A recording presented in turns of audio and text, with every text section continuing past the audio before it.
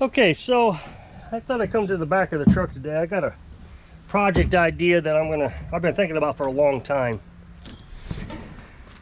I have considered buying a trailer for the truck, a small one, something that I could move around by hand and still carry lawnmowers with. Now, right now, the largest lawnmower I can put into this is a 48-inch lawnmower. I have gotten the beast into it, and that's 50. But only if you get it in there exactly right, and there's no kinking, or it's got to be perfectly aligned, and that's hard to do. I've done it a couple times, but that's only when I can back the truck up to a hillside, and I can pretty much just drive it in. But if I got to take it up on these ramps, I've never gotten it right. And you can see that I've dragged the cables quite a bit, trying to get mowers in.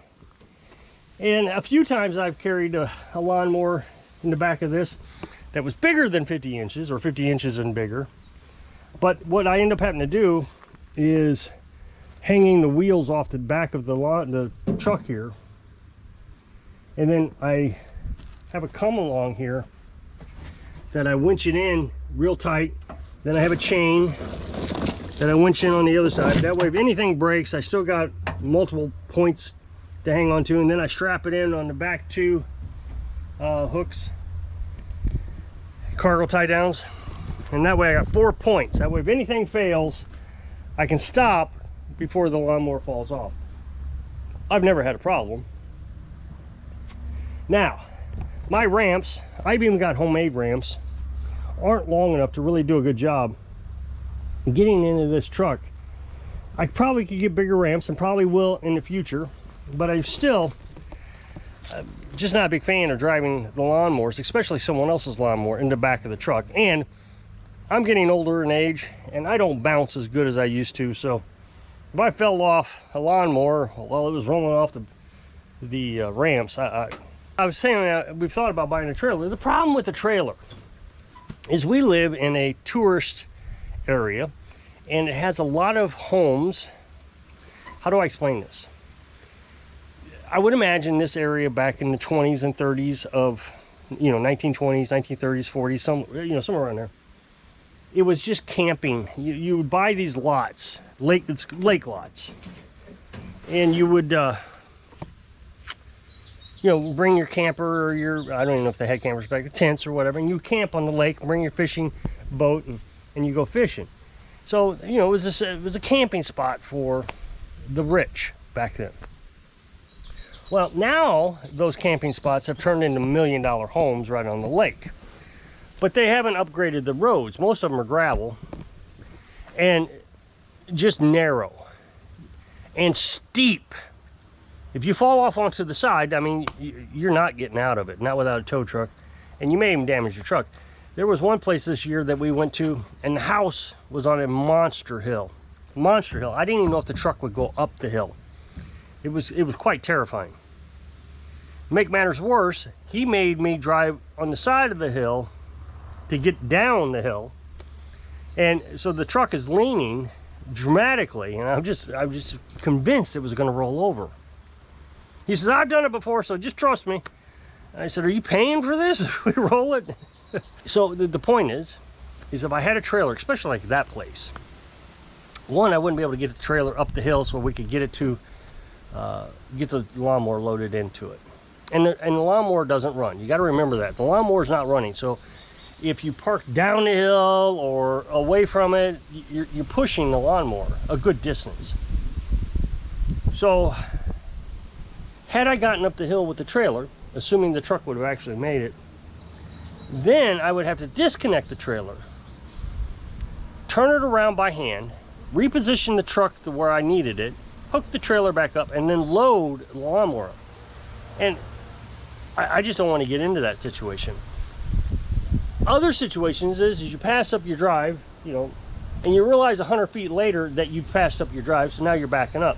And people say, I could do it. Okay, you could do it. I'm not sure I want to. Not on these cliffs. I just don't. I could just see me making a mistake and driving a wheel off, you know, on the trailer off the cliff, and the whole thing's off the side now. And then it crashes into $1 million home, into manicured lawns. I just haven't really felt the need to do that. So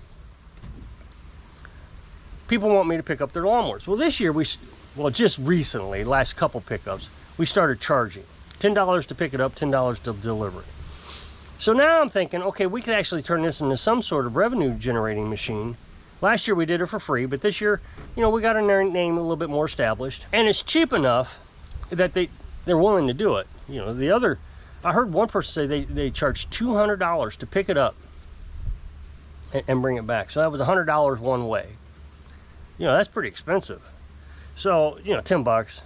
It pays for the gas a little bit, my time a little bit, as long as we don't get too far away. I mean, obviously we'd have to consider distance and all that. So, but now I need something that I can actually load lawnmowers in with, make life easier, even though I've decided I don't want a trailer. So the ramps could be an issue, and we may upgrade the ramps probably maybe next year. But in the meantime, I need to figure out how to load it. So currently the way I load it is I got this come along, and you'll see here that I got a strap that I hook it to. And this works pretty good. It really does. I mean, inconvenient, but it works. I was worried that this strap was going to break. It didn't. You may remember last year, the strap didn't break, but the tie down did. So I had to weld that back on. So I figure the strap is doing fine. If the tie down isn't holding, but the strap is, and then we're okay. So what I do is, if it's running, if the lawnmower runs, I run and it has an oil filter. That's key. I don't want to run it up the ramps if it doesn't have an oil filter, because you can burn up the engine. But if it has an oil filter and it runs, I run the front wheels up the ramp, and then I stop and get off. And then I can hook this up to the undercarriage of the lawnmower, and then I take my come along and I can pull it up. Well, that's great. That works okay. Now, if it doesn't run, then I have to park the front wheels at the end of the ramp, hook this up to the undercarriage of the lawnmower, pull it up a ways, and then I have to stretch out my come along again because I've used up all the cable. So then I have to lock the brakes, assuming that the lawnmower has brakes. I gotta lock the brakes, reposition everything, and then once again pull it up with the come along. It's not a bad system, and since last year we weren't picking that many up, but this year we're starting to pick up more. I need to come up with a better system. This just isn't working. Now, the biggest problem with this is when I get the front wheels up over the tailgate, so the front wheels can come up to about right here, maybe right here, then the deck hits the tailgate and it won't come up any further. It's stuck. I'm sure the come along could overcome that problem. If I tugged hard enough, I'm sure the come along would pull that up. It's a 2-ton come along, or excuse me, 2,000-pound come along. But again, I got it hooked up to straps. I've got it hooked to tie downs that break easy, because obviously I've already had to weld one. So I don't. I stop when the deck hits the tailgate. Then I have to come down off the truck, and I lift up the back end of it, and I push the rest of it back into the truck. Again, that's okay. Not a big deal. It's not that heavy. As long as I can keep the front wheels straight. Sometimes they turn on me, and that causes a problem. And the biggest problem is you always got the customer standing there wanting to help. And, you know, you appreciate that they want to help, but in the end, they're usually no help. They're usually causing more problems than it's worth. So, and the other thing is, the customer always wants to stand behind the dang lawnmower, and you're constantly telling them, don't stand behind the lawnmower. If it breaks loose, I'd rather pay for your lawnmower than your medical bills. And you got to tell them this like 3 or 4 times. Don't stand behind the lawnmower. And we're not talking about young kids. I mean, we're talking like, 70-year-olds, 60-year-olds standing behind the lawnmower just waiting for something to break. I've had one run over me last year. It wasn't fun, but I was still flexible enough that I could manage to get out from underneath it. But I would hate to run over a 70-year-old man. That would be terrible. So I'm trying to figure out a different solution. And I came up with one. So I have bought an electric winch. It's 2,000 pounds. So it's the same as the winch that I got here. But I'm going to do it differently. I'm going to try to keep it from hitting the tailgate, or at least hitting the tailgate quite as bad, where it just stops. You know, if I can get it to hit the tailgate enough where I can still kind of jiggle it up over the tailgate, that would be fine. So what I'm going to do, and I've already bought the electric winch. It's being delivered. It's already been shipped. So I should be getting it by Thursday. This is Saturday. So hopefully we can work on this project next Saturday. So what I'm going to do, I talked to my dad, who is just really good at designing things. I thought, you know, I'm going to use rebar and I'm going to bolt it down, and if I have to weld, I can weld and different things. And he says, nah. Of course, that was going to be expensive. He says, get some pressure treated 2x4s. You know, I thought, yeah, that would be okay. And he says, all you got to do, and I agree now that he said it, it makes complete sense, is you got your wheel hub here, your wheel well here. And what we're going to do is we're going to lock in a board right here and run it up to the height of the window, because I want to keep this from getting covered up. You know, you got to have that third light. So and I've already measured it out. So we'll have a board coming up like this to this bolt hole. This bolt hole is what held down our truck camper that we built. And then it'll come up to about right here. And then we'll have another one doing the same thing. And then we'll have a board running across. And our winch will be up here. It'll be below the light. You know, I would like to get it up even higher, but I don't want to cause a wind drag. So we'll keep it down, and we won't have as much wind drag. So, but the further back I can have it, and the higher I can have it, that means I can get a lawnmower up underneath it. This that board down will be on an angle, and the electric winch will then come down, and instead of falling off the edge like it does now to pick up the lawnmower, it would be a straight shot. It's a straight shot down. So this would not be dragging, you know, the cable would not be dragging on the tailgate. It'd be straight down. And then when it comes up, instead of the front wheels rolling up onto the tailgate, they would literally come off the ground, because your winch is up here.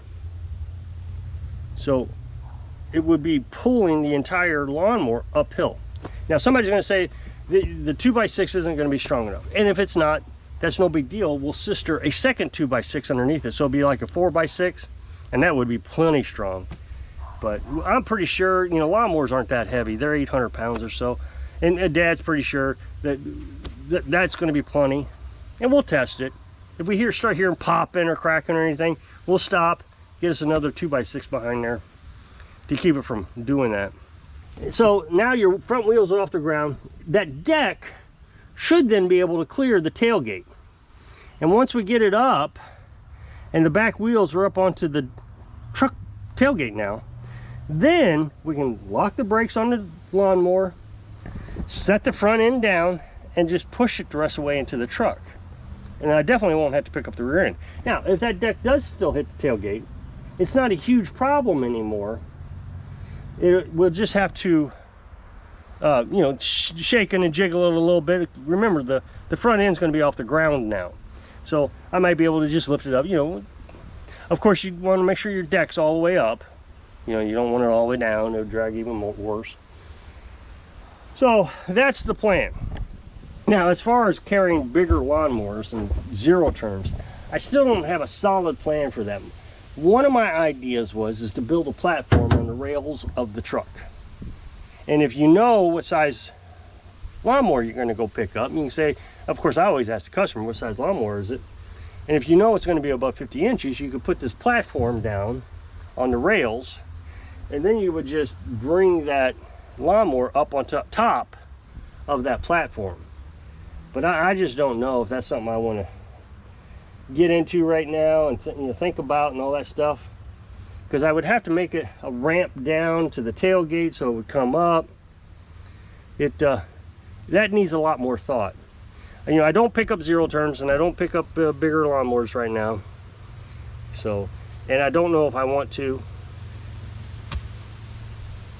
I don't know. We'll take it one step at a time for now. But I got to stay away from getting that trailer. And so when I go to a customer's place, and I always tell them I don't have trailers because of these lake roads. It's just impossible to get the trailers down here. It's one thing if you got a piece of property and you can park the trailer and all that stuff. But if you got to turn around, and I don't know, I'm not a big fan of the idea. So that's the plan. We'll probably start on this, hopefully cross our fingers, next Saturday. So if you'll click the up next box, it'll take you to a video where I was on the other channel working on something, lawnmower or something. So if I can inspire you to think it through, sing live your dreams. Thanks for watching.